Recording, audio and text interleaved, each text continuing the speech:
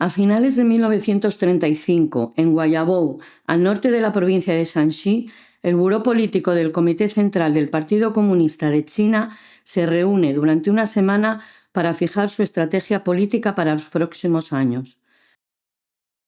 Mao Zedong sitúa, por una parte, a Chiang Kai-shek y por otra a Japón como los principales enemigos del pueblo, por lo que plantea la creación de un frente nacional. En mayo de 1937 y en plena Guerra de España, el propio Mao Zedong escribe una carta de apoyo a la República. En cualquier caso, un buen número de combatientes chinos participaron como voluntarios en las brigadas internacionales. There's a valley in Spain called Jarama. It's a place that we all know so well. It was there that we gave of our manhood, where so many of our brave comrades fell.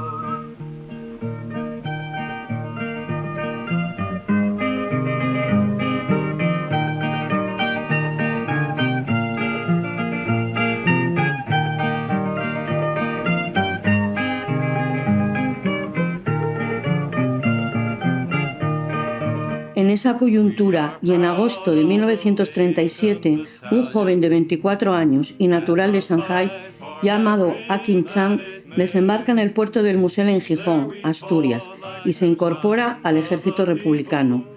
Akin Chang fue el único brigadista chino que llegó directamente desde aquel país.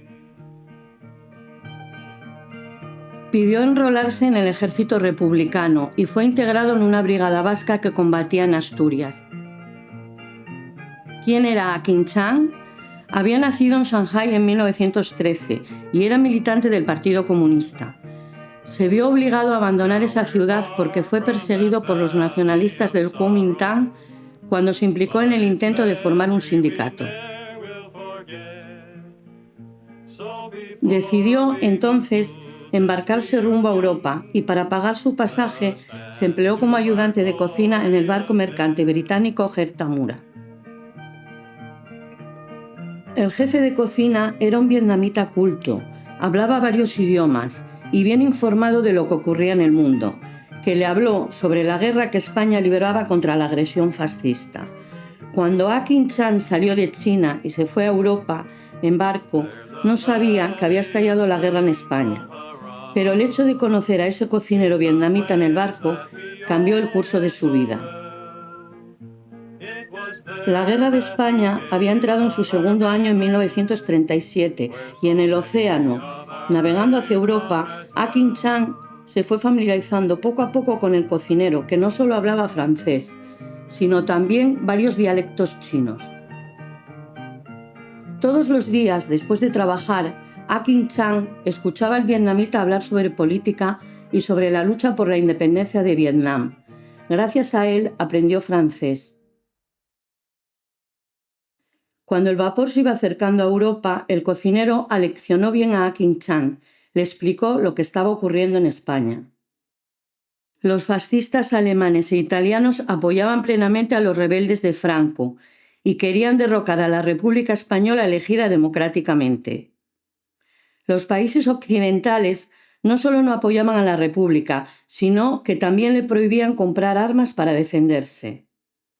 Si el fascismo triunfaba en España, se vislumbraba el estallido de una guerra mundial. Era un momento crucial. Akin Chang, escuchando estas palabras, decidió que en el momento en el que el barco hiciese escala en un puerto español, se quedaría para defender a la República. El cocinero, con una trayectoria muy similar a la de su compatriota Ho Chi Minh, no podía hacer lo mismo, ya que viajaba con otra misión hacia Moscú. En agosto de 1937, el Gert Tamura atracó en el puerto del Musel, en Gijón, Asturias. Cuando el barco continuó su viaje rumbo a Inglaterra, Akin Chang se quedó en la ciudad. Pese a no conocer el idioma y desembarcar en un país completamente desconocido, el cocinero vietnamita le había facilitado algunos contactos en tierra, lo que permitió a Akin Chang llegar hasta Ceceda, 40 kilómetros al sur, para unirse a la brigada vasca.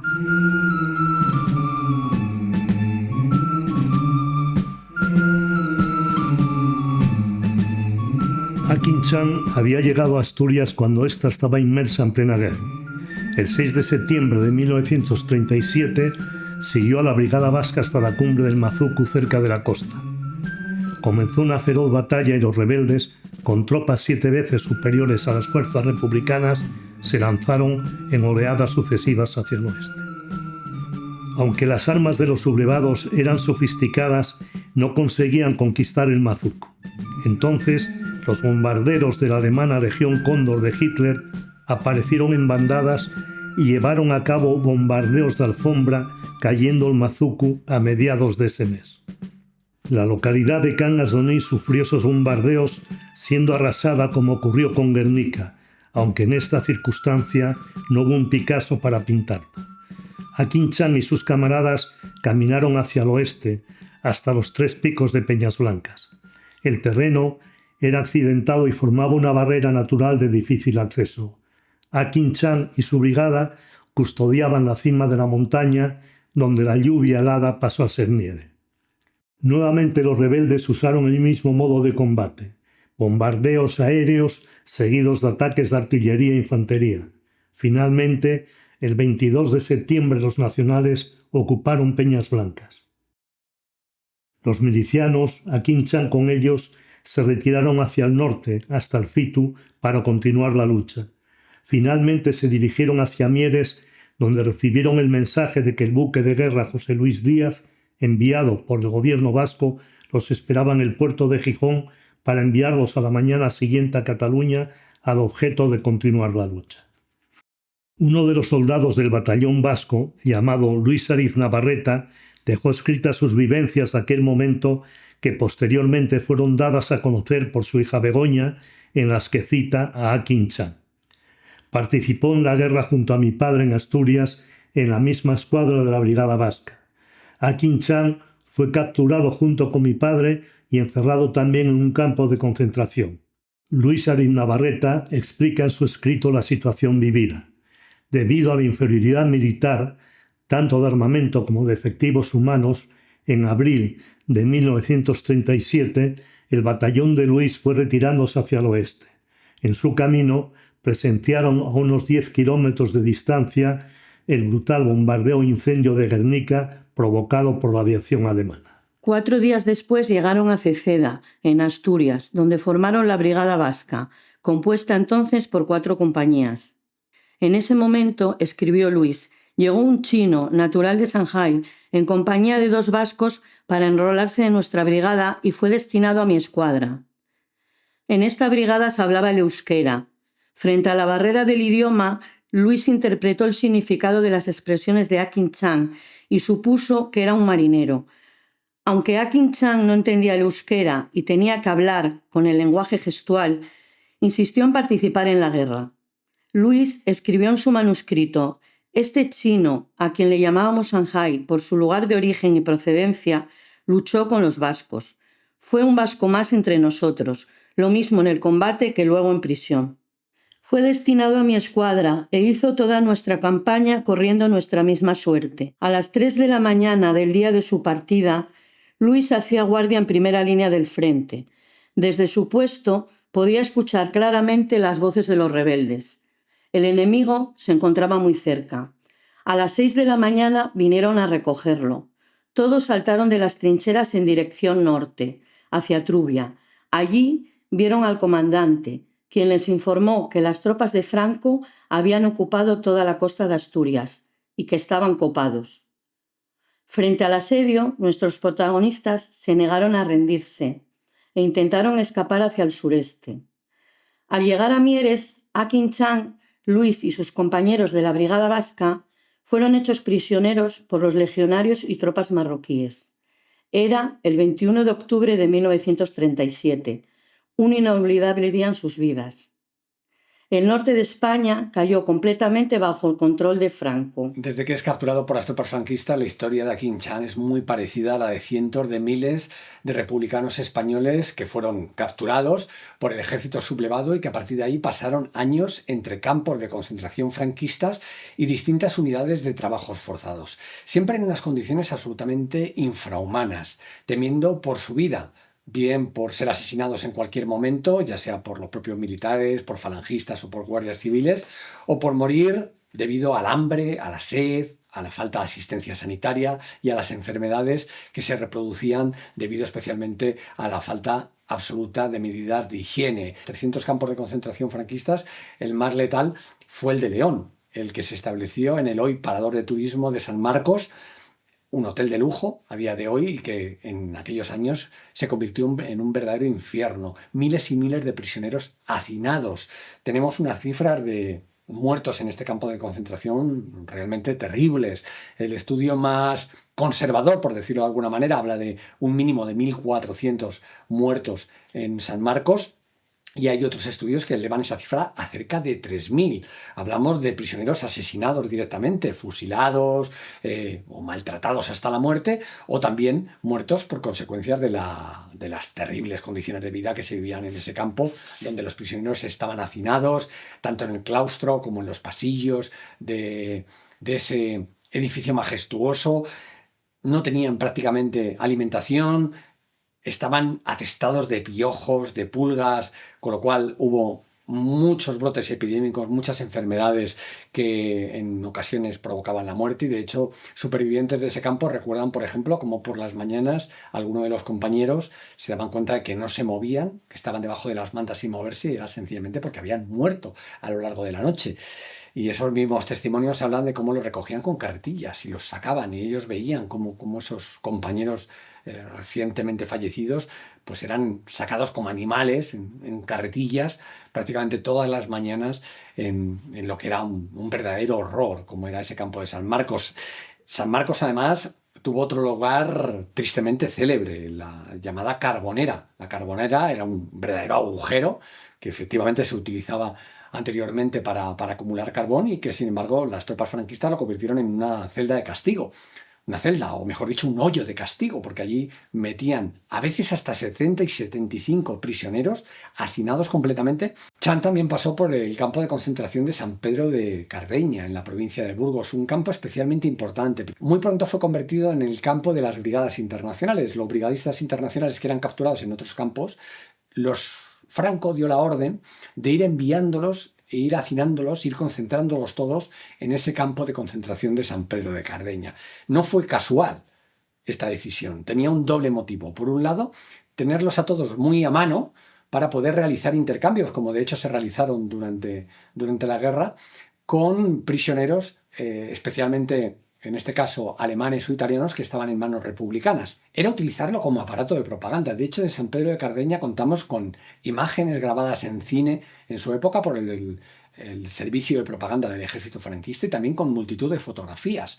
¿Y por qué? ¿Por qué querían que quedara constancia, que quedaran esas imágenes de San Pedro de Cardeña y de los brigadistas? Porque Franco intentaba trasladar la imagen al exterior, a las potencias europeas, a Estados Unidos, de que realmente aquí era una guerra en la que había muchísimos extranjeros, no solo sus aliados italianos y alemanes, sino también muchos extranjeros que estaban luchando a favor de la República. Era cierto que había brigadistas, todos voluntarios, no era como en el caso de Alemania y de Italia, que era el ejército alemán, la Legión Cóndor, es decir, los ejércitos regulares alemanes e italianos los que estaban participando directamente en la guerra. En el caso de la República eran brigadistas, eran voluntarios que venían de muchísimos países, de Inglaterra, de Estados Unidos, de Francia, de China, a combatir por la libertad y a combatir por la democracia. El campo de concentración del Dueso fue abierto por las tropas franquistas en agosto de 1937 en el mismo edificio en el que había funcionado una cárcel.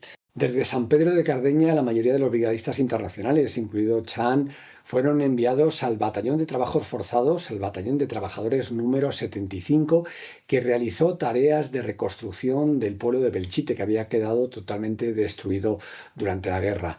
Allí tuvieron que estar en unas condiciones muy duras, bajo el tórrido sol en verano, con unas temperaturas bajo cero en invierno, y trabajando 10, 12 hasta 14 horas al día, durmiendo en el suelo en barracones de madera. Una vez pasado el tiempo, la mayoría de los brigadistas fueron enviados a Palencia, a otro batallón de trabajos forzados. Allí realizaron diversas tareas, entre ellas la construcción de un polvorín subterráneo, y nuevamente las condiciones fueron absolutamente terribles, especialmente a nivel de higiene, porque nos consta por la documentación franquista que hubo un brote terrible de tifus exantemático, el tifus transmitido por el piojo verde, por la picadura del piojo verde. Otro de los campos de concentración por los que pasó Chan fue por Miranda de Ebro, el campo más longevo de la historia del franquismo. Más de 10 años estuvo abierto, desde 1937 hasta 1947. Pero es verdad que en el caso de Miranda de Ebro lo que sí hubo es una presencia bastante constante de agentes de la Gestapo y de las SS en sus dependencias, lo cual la presencia de nazis, de miembros de la Gestapo y de las SS en Miranda de Ebro fue frecuente, fue muy habitual y tuvo efectos muy letales, como fue la entrega y posterior ejecución o deportación a campos de concentración nazis de prisioneros tanto brigadistas como extranjeros que habían huido de la Segunda Guerra Mundial y que se encontraban en ese campo de concentración de Miranda de Ebro. Allí habían sido recluidos soldados republicanos y gudaris del ejército vasco. Por aquella prisión pasaron el nacionalista Juan Ajuriaguerra, el socialista Ramón Rubial, el dramaturgo Antonio Buero Vallejo y el poeta José Hierro, entre otros. Begoña Ariz Navarreta explica que Luis, su padre, amaba la música y que antes de la guerra tocaba en la banda de música de su pueblo, llegando a escribir, tras su regreso a casa, una canción en euskera que tituló A nuestros muertos, y en la que, entre otras cosas, dice: «Hoy he llegado a casa en libertad restringida, pero mi corazón y mi alma están doloridos». Una estrofa decía así: «Una madre llora abrazada a sus hijos. En este preciso momento está siendo fusilado su esposo, el aita de estos pobres niños. Ama, sollozan los niños. Ama, repiten los niños. ¿Dónde está nuestro aita? Así ha quedado nuestro solar plagado de viudas y huérfanos». También Luis escribió un relato dedicado a su amigo Shanghái que finaliza de la siguiente manera: «Fue un vasco más entre nosotros, lo mismo en el combate que luego en prisión, siempre conmigo, y nos llevaron 2 a 2 en declaraciones, y allí, en León, lo separaron de nosotros. Y ya no le volví a ver más, no le volví a ver más». Amigo Shanghái, desde este rincón de Gasteiz en Euskadi, Besarkada eta gur bero bat, bihotze zuri, un abrazo y cálido saludo de corazón para ti. El 21 de septiembre de 1943 es liberado del campo de concentración de Miranda, siendo entregado a Moncha Wei, una joven de 20 años comisionada por el gobierno chino y siendo expulsado de España. Moncha Wei había nacido en Peiping, China, el 13 de julio de 1923, y siendo niña viajó con su padre, un médico oculista, y con un hermano y una hermana a España. Su hermano, Xiao Niu Chaoyu Wei, se estableció en Gijón, donde fue conocido como el Chino y donde dejó un grato recuerdo, especialmente en el barrio de Cimadevilla. Moncha Wei y Akin Chan se acabarían casando y viviendo en el distrito 20 de París. Shanghái se vio obligado a cambiar de nombre, ya que en ese momento Francia estaba ocupada por los nazis, pasando a llamarse Pinye. En plena ocupación nazi, cuyo ejército llevaba ya más de 3 años habiéndose adueñado de Francia, la vida de Chen tampoco iba a resultar fácil. Utilizando los versos de Bertolt Brecht en su poema A los hombres futuros, ese fue el tiempo de Chen en París. ¿Qué tiempos estos en que hablar sobre árboles es casi un crimen? Es cierto que aún me gano la vida, pero creedme, es pura casualidad. Los viejos libros explican la sabiduría: apartarse de las luchas del mundo y transcurrir sin inquietudes nuestro breve tiempo, librarse de la violencia, dar bien por mal. Pero yo no puedo hacer nada de esto, verdaderamente vivo en tiempos sombríos. Llegué a las ciudades en tiempos del desorden, cuando el hambre reinaba. Me mezclé entre los hombres en tiempos de rebeldía y me rebelé con ellos. Así pasé el tiempo que me fue concedido en la tierra. Mi pan lo comí entre batalla y batalla. Poco podía yo, y los poderosos se sentían más tranquilos sin mí. Lo sabía. Así pasé el tiempo que me fue concedido en la tierra. Escasas eran las fuerzas. La meta estaba muy lejos aún. Ya se podía ver claramente, aunque para mí fuera casi inalcanzable. Así pasé el tiempo que me fue concedido en la tierra. Vosotros, que surgiréis del marasmo en el que nosotros nos hemos hundido, cuando habléis de nuestras debilidades, pensad también en los tiempos sombríos de los que os habéis escapado. Cambiábamos de país como de zapatos a través de las guerras de clases y nos desesperábamos donde solo había injusticia y nadie se alzaba contra ella. En 1975, Chen falleció en París, siendo enterrado en el cementerio de Père Lachaise.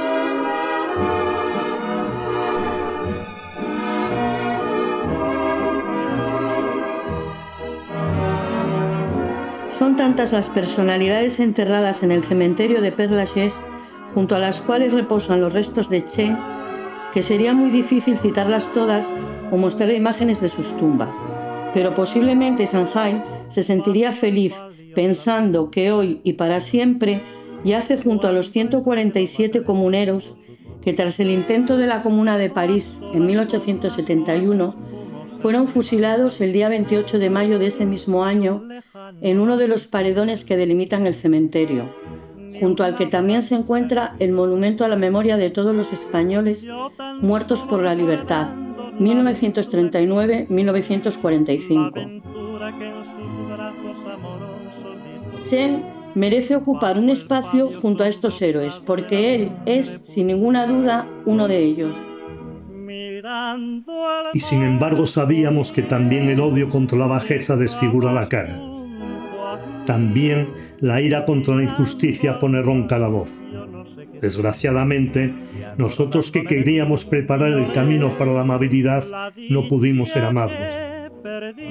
Pero vosotros, cuando lleguen los tiempos en que el hombre es amigo del hombre, pensad en nosotros con indulgencia. Cuando yo esté mirando al mar.